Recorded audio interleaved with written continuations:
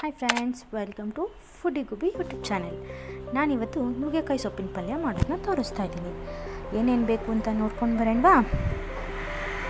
ನಾನಿಲ್ಲಿ ಸಣ್ಣದಾಗಿ ಹೆಚ್ಚಿದ ಈರುಳ್ಳಿ, ಬೆಳ್ಳುಳ್ಳಿ, ಕರಿಬೇವು, ಒಣಮೆಣಸಿನ್ಕಾಯಿ, ಕೊತ್ತಂಬರಿ ಸೊಪ್ಪು, ಚೆನ್ನಾಗಿ ತೊಳೆದಿಟ್ಕೊಂಡಿರುವಂಥ ನುಗ್ಗೆ ಸೊಪ್ಪು, ಹಾಗೆ ಒಂದು ಇದರಲ್ಲಿ ಹೆಸರುಬೇಳೆ ಮತ್ತು ತೊಗರಿಬೇಳೆ ನಾನು ನೆನೆಸಿಟ್ಕೊಂಡಿದ್ದೀನಿ. ಹಾಗೆ ಸ್ವಲ್ಪ ಸಬ್ಬಸಿಗೆ ಸೊಪ್ಪನ್ನ ಕೂಡ ತೊಗೊಂಡಿದ್ದೀನಿ.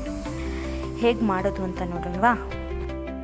ನಾನಿಲ್ಲಿ ಬೇಳೆನ ಯಾಕೆ ತೊಗೊಂಡಿದ್ದೀನಿ ಅಂದರೆ ರುಚಿಗೆ, ಹಾಗೆ ನಿಮಗೆ ಗೊತ್ತು ಹೆಸರುಬೇಳೆ ಉಷ್ಣಾಂಶನ ಕಡಿಮೆ ಮಾಡುತ್ತೆ. ಅದಕ್ಕೆ ಒಂದು ಪಾತ್ರೆನ ಬಿಸಿ ಮಾಡೋಕ್ಕೆ ಇಟ್ಕೊಂಡು ಅದಕ್ಕೆ ನಾನು ಸನ್ಪ್ಯೂರ್ ಆಯಿಲ್ನ ಹಾಕೋತಾ ಇದ್ದೀನಿ. ನಾನು ಸನ್ಪ್ಯೂರ್ ಆಯಿಲೇನೇ ಯೂಸ್ ಮಾಡೋದು, ಯಾಕೆಂದರೆ ನಮ್ಮ ಮನೇಲಿ ಅದನ್ನೇ ಯೂಸ್ ಮಾಡೋದು. ಇದಕ್ಕೆ ಇವಾಗ ಎಣ್ಣೆ ಕಾದ್ಮೇಲೆ ಸಾಸಿವೆ ಚಟಪಟ ಅಂತ ಸಿಡಿದ ತಕ್ಷಣ ಇದಕ್ಕೆ ಬೆಳ್ಳುಳ್ಳಿನ ಹಾಕೋತಾ ಇದ್ದೀನಿ. ಬೆಳ್ಳುಳ್ಳಿನ ಹಾಕ್ಕೊಂಡು ಕರಿಬೇವನ್ನ ಹಾಕೋತಾ ಇದ್ದೀನಿ. ಕರಿಬೇವನ್ನ ಹಾಕ್ಕೊಂಡು ಚೆನ್ನಾಗಿ ಬಾಡಿಸ್ಕೊಂಡಾದ್ಮೇಲೆ ಇದಕ್ಕೆ 5-6 ಒಣಮೆಣ್ಸಿನ್ಕಾಯಿ ಕಟ್ ಮಾಡಿ ಇಟ್ಕೊಂಡಿರೋದನ್ನ ಹಾಕೋತಾ ಇದ್ದೀನಿ. ಒಣಮೆಣ್ಸಿನ್ಕಾಯಿ ನಿಮ್ಮ ಇಷ್ಟಕ್ಕೆ ತಕ್ಕಂತೆ ಹಾಕ್ಕೋಬೋದು. ನೀವು ಹಸಿಮೆಣ್ಸಿನ್ಕಾಯಿ ಕೂಡ ಯೂಸ್ ಮಾಡ್ಬೋದು, ಟೇಸ್ಟಿಗೆ ತಕ್ಕಾಗಿ ಯೂಸ್ ಮಾಡ್ಕೋಬೇಕು. ನಾನಿವಾಗ ಬೇಳೆನ ಬೇಯಿಸ್ಕೊತಾ ಇದ್ದೀನಿ.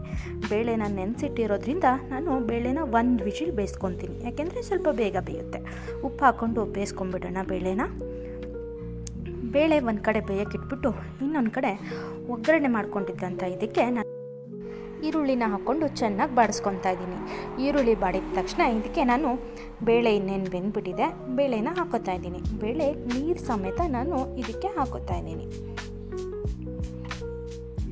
ಬೇಳೆನ ನೀರು ಸಮೇತ ಹಾಕ್ಕೊಂಡು ಇದನ್ನು ಚೆನ್ನಾಗಿ ಸ್ವಲ್ಪ ಹೊತ್ತು ಕುದಿಯೋಕ್ಕೆ ಬಿಡೋಣ. ಓಕೆನಾ. ಬೇಳೆ ಚೆನ್ನಾಗಿ ಕುದೀತಾ ಇದೆ. ಇದಕ್ಕೆ ಇವಾಗ ತೊಳೆದಿಟ್ಟಿರುವಂಥ ನುಗ್ಗೆ ಸೊಪ್ಪನ್ನ ಹಾಕೋತಾ ಇದ್ದೀನಿ. ಚೆನ್ನಾಗಿ ಹಾಕ್ಕೊಂಡು ತಿರುಗಿಸ್ಕೊಳ್ಳೋಣ.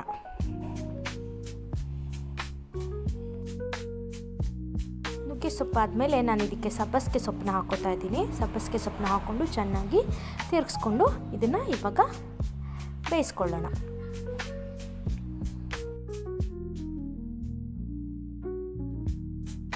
ಚೆನ್ನಾಗಿ ಬೇಯ್ತಾ ಇದೆ. ಇವಾಗ ಇದಕ್ಕೆ ರುಚಿಗೆ ತಕ್ಕಷ್ಟು ಉಪ್ಪು ಹಾಗೆ ಸ್ವಲ್ಪ ಅರಿಶಿನ ಹಾಕ್ಕೊಂಡು ಚೆನ್ನಾಗಿ ತಿರುಗಿಸ್ಕೊಳ್ಳೋಣ.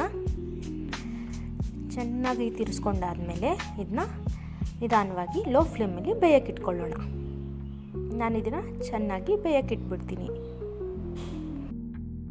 ನೀರೆಲ್ಲ ಹಿಂಗೊತ್ತರ ಬಾಯಿ ಮುಚ್ಚಿಬಿಟ್ಟು ಇದನ್ನು 5 ನಿಮಿಷ ಲೋ ಫ್ಲೇಮಲ್ಲಿ ಬೇಯಿಸ್ಕೊಳ್ಳೋಣ. ಪಲ್ಯ ಇವಾಗ ರೆಡಿ ಆಗಿದೆ, ನೋಡೋಣವಾ. ಚೆನ್ನಾಗಿ ನೋಡಿ ಹೇಗೆ ಬಂದಿದೆ ಅಂತೇಳಿ. ನೋಡ್ತಾ ಇದ್ರೇ ತಿನ್ಬೇಕು ಅನ್ನಿಸ್ತಾ ಇದೆ, ಅಷ್ಟೊಂದು ಚೆನ್ನಾಗಿ ಬಂದಿದೆ ಪಲ್ಯ. ನೋಡಿ ಇನ್ನೂ ಸ್ವಲ್ಪ ಚೆನ್ನಾಗಿ ಬೇಯಿಸ್ಕೊತೀನಿ ನಾನು ಇದನ್ನು. ನುಗ್ಗೆ ಸೊಪ್ಪಿನ ಪಲ್ಯ ರೆಡಿಯಾಗಿದೆ. ಒಂದು ಬೌಲ್ಗೆ ಹಾಕ್ಕೊಂಡು ಇವಾಗ ಫಸ್ಟ್ ನಾನು ನನ್ನ ಮಗನಿಗೆ ತಿನ್ನಿಸ್ತಾ ಇದ್ದೀನಿ. ಹೇಗಿದೆ ಅಂತೇಳಿ ನೋಡೋಣವಾ, ತಿನ್ಸೋಣವಾ.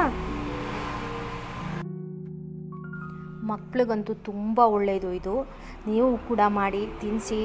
ಹೆಚ್ಚಿನ ವಿಡಿಯೋಗೋಸ್ಕರ ನನ್ನ ಫಾಲೋ ಮಾಡಿ, ಸಬ್ಸ್ಕ್ರೈಬ್ ಮಾಡಿ, ಲೈಕ್ ಮಾಡಿ.